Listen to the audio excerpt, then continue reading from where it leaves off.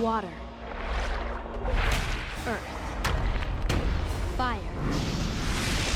Air. Or something like that.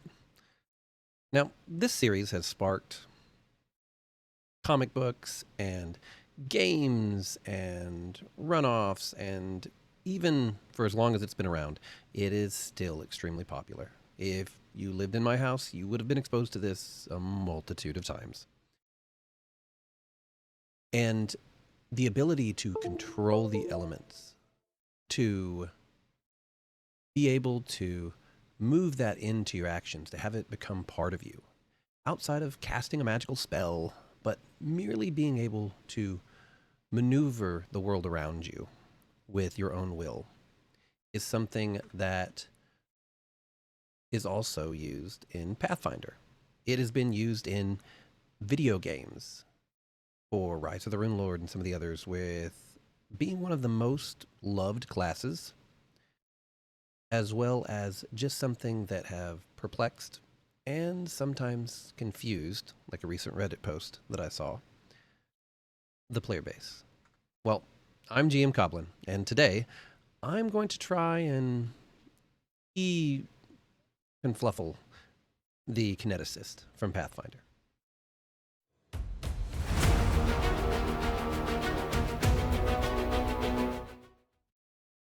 Now, why the idea is loved by most people, and is one of the things that draws someone to possibly playing a Kineticist in Pathfinder. The function, or the concept in some ways, is what kind of messes with people. What brought on this video is this Reddit post, which me and a bunch of people tried to break down or add some context to this person's baffling at what was his reading of the Kineticist. And I've looked around and found that a bunch of people have had the same thing. Even in second edition, there's some issues. But in first edition, there's a few guides that I recommend. One of them is going to be Injali's guide to the Kineticist. It's fantastic. I used it probably the most. In fact, I know I did. It separates your 3PP, your third-party stuff, as you're going in, and you can go in and look at their recommended feats and everything, and they still have a grading system.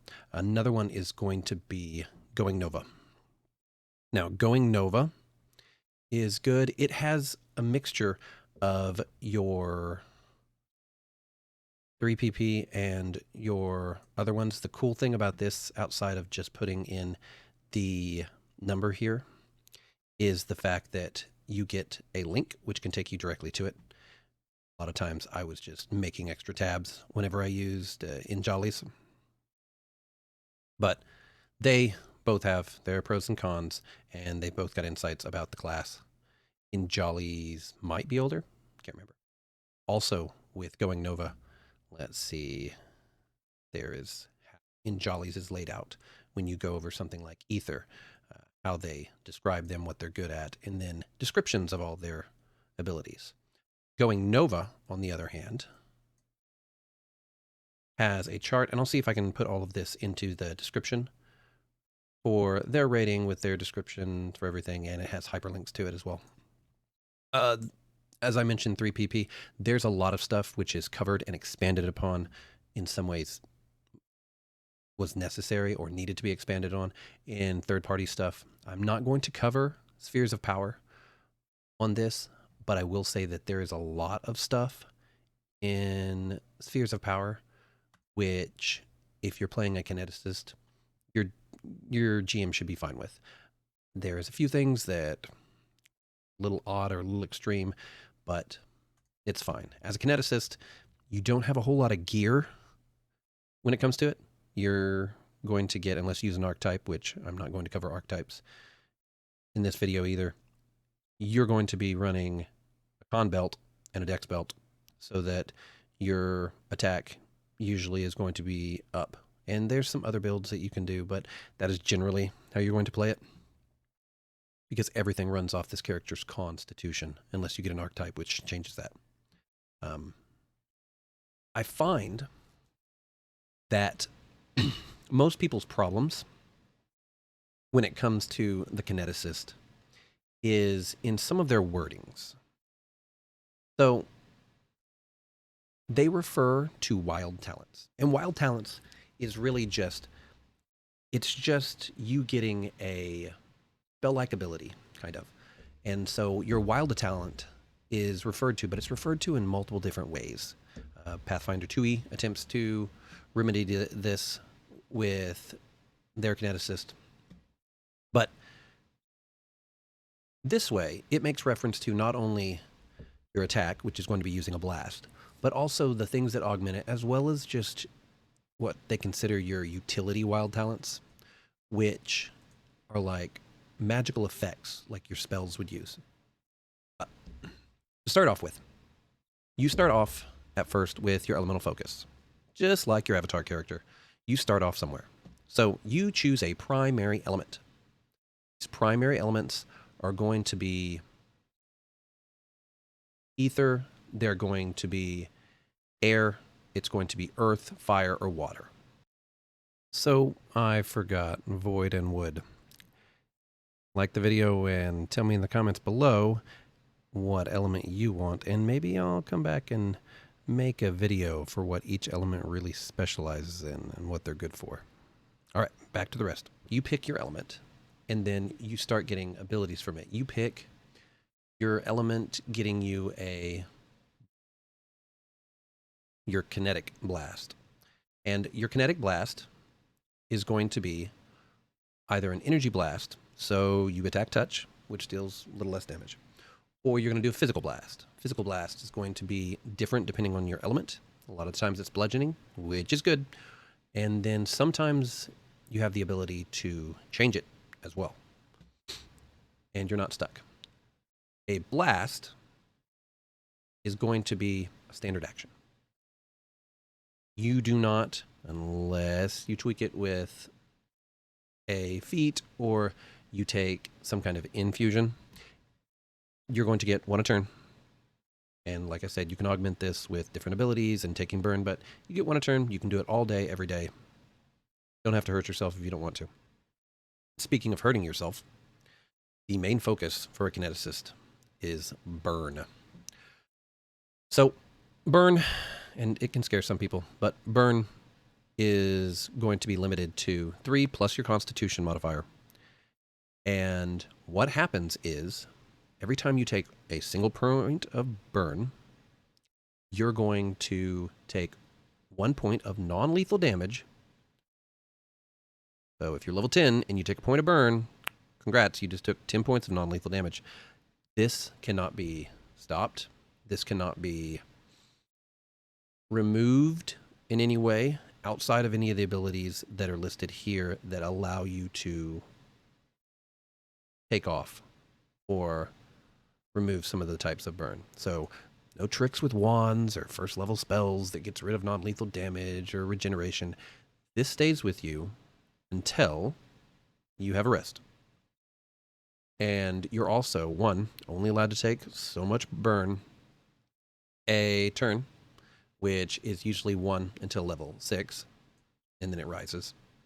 And like I said, you're only allowed to take so much burn per day, which you'll definitely adhere to anyway, because otherwise you're going to practically kill yourself if you get hit by anything. But you can see it's based off your Constitution. So your con is going to be jacked way up. This is great. It also, with your Constitution, increases your damage. And since you're increasing it, and survive through more burn, 1 point a level, ironically, you get more damage. Then you throw in some dex, depending on what kind of blast you're going to do, and it's fantastic. Kineticist, even though they do not get a whole bunch of skills, every time you take an element, you get additional ones. You can also get skills through backgrounds or feats or ways, and so you can actually make a super stealthy character that lockpicks from across the room, lifts things with their mind. By by use of ether, you can turn yourself practically invisible and run around. It's pretty good. But that's the burn mechanic. And then gather power. Gather power is one of those ways where you're using up your move action to basically concentrate on your gathering of power to perform your attack.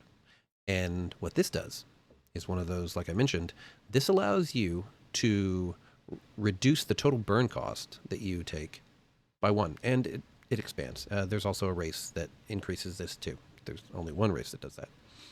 And it's super handy unless you're playing a melee build. You'll probably be using this quite a lot every single turn. There's also a feat, if I can remember, that allows you to move or fly, because you're going to get flying, as well as do this. Infusions are the next thing. And once again, it's listed as an infusion wild talent. Later on at level 2, we're going to be getting wild talents again. This one is a defense wild talent, and then you're going to get utility wild talents. Said, I think the wild talent usage is one of the things that really confuses people. So infusions, in simple, are things that change your blast. That it is one of two things. You can only have one on a blast at a time, one type. You can apply one form, and you can apply one substance. Form can be changing the shape or anything like that. Substance can change how it functions. There's actually one using electricity that allows you to change the substance, which when you hit someone with an electrical blast, whether it is your base electric blast from air that you get, or if it's whenever you get to level 7 and get your next element, then you get an expanded blast, and it's got electricity into it.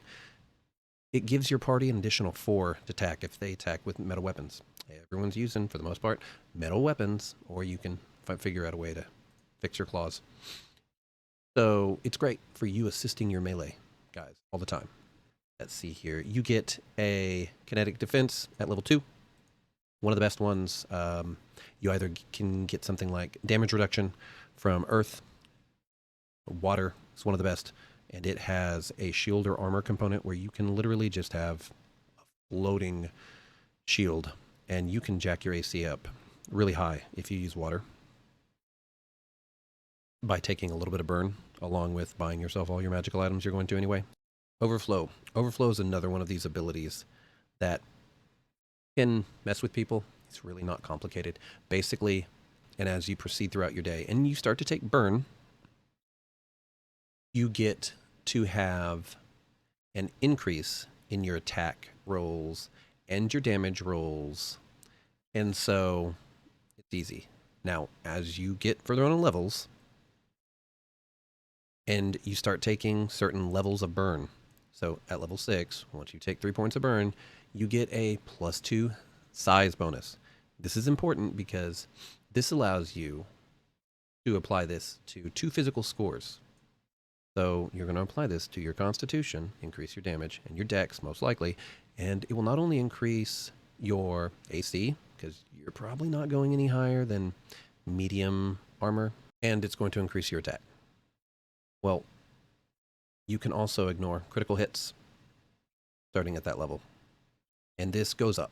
So as you progress and you hit 5 points of burn and then you hit 6 points of burn, you're going to get to a point that you can add this bonus.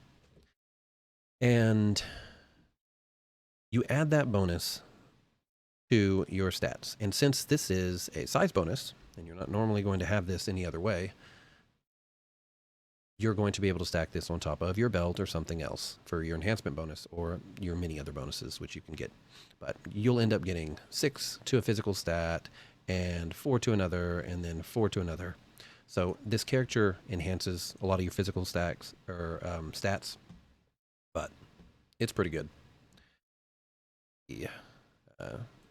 Specialization. This is another one of those, like we covered when it came to Gather Power, which allows you to start removing burn costs. So this allows you to put infusions and things onto your attack, and it doesn't hurt you. and this is just what you get normally as you level. You reduce the combined burn cost of the infusion, only the infusion, by 1. So if you're using an infusion to increase the effectiveness of the blast, this will lower it by 1. If you have something else that affects this, that has given it a higher level of burn, so say you increase the burn by 1 from somewhere else, it does not counter that. This only works the infusion, and this goes up. This is one of the things I was talking about whenever it comes to utilities, and that's why I like the guides. As well as D20 has got it laid out a little easier when it comes to splitting these up, in my opinion. It's just this side in the background. So as you can see, a skilled kineticist, this one's greater, but regardless, this element universal, and so every utility you have and every infusion and they all must have right element, or it's universal. So like this one's air for skywalk, or it will say something like fire or electric. It's required for a blast. So like chain, they basically get a chain lightning, and you must have the electric blast from air. So when you picked air, you had to pick the electric attack to be able to use it. But as you can see, it's a utility. It's level 2. All of these apply level 2. That means every 2 levels. So you get utility skills every 2 levels, 2, 4, 6. You get infusions at odd levels, so 1, 3, 5. And you have to at least be twice this. So at level 4, I can take a utility. At level 3, I cannot take a level 2 utility. I have to be level 5. A little bit of a hamper, but it's all right. As you can see, though, with this utility, it allows me to add some knowledge planes. There's all sorts of ones that do this, and there are even some that do fly. That is free. It costs no burn. This one right here is Skywalk, level 14 for this one, but it allows you to take a point of burn and allows you to cast Fly and Mass Fly. Now, it does have a different duration, but you will find multiple abilities in here that sometimes mimic a spell. It will tell you generally where it does and where it doesn't mimic the spell. So it'll say if there's a different duration or something else. And then, of course, some of them you're going to get for free. Some of them you're going to have to pay a burn, or they will have a scaling burn depending on how much effect they give you. Metakinesis is another one that can get a little confusing. It's basically you just take burn and you can do things like quick casting one of your blasts. So, like I said, expanded element earlier, level 7, you get to pick another element, or you can specialize in your first one. You start off with a blast, a simple blast. Level 7, you can go to a composite blast. Especially when you use the original rules, you are limited by either the single element or multiple elements that you can use. And so, air and water for blizzard, and then you had to have taken air blast and the cold blast for a prerequisite. And it's a physical damage that is half piercing and half cold. And instead of your 1d6 plus your con, because it's physical, you're looking at a 2d6.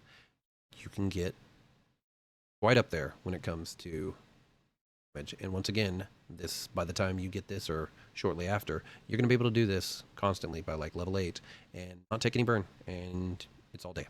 And then, of course, as you get into higher levels, they get extra ways to decrease your burn, and you get a specialization for composite and Metakinesis Master, and it's all, most things in the class are all going to be taking away that burn and allowing you to deal massive continuous damage or use a utility and basically cast spells.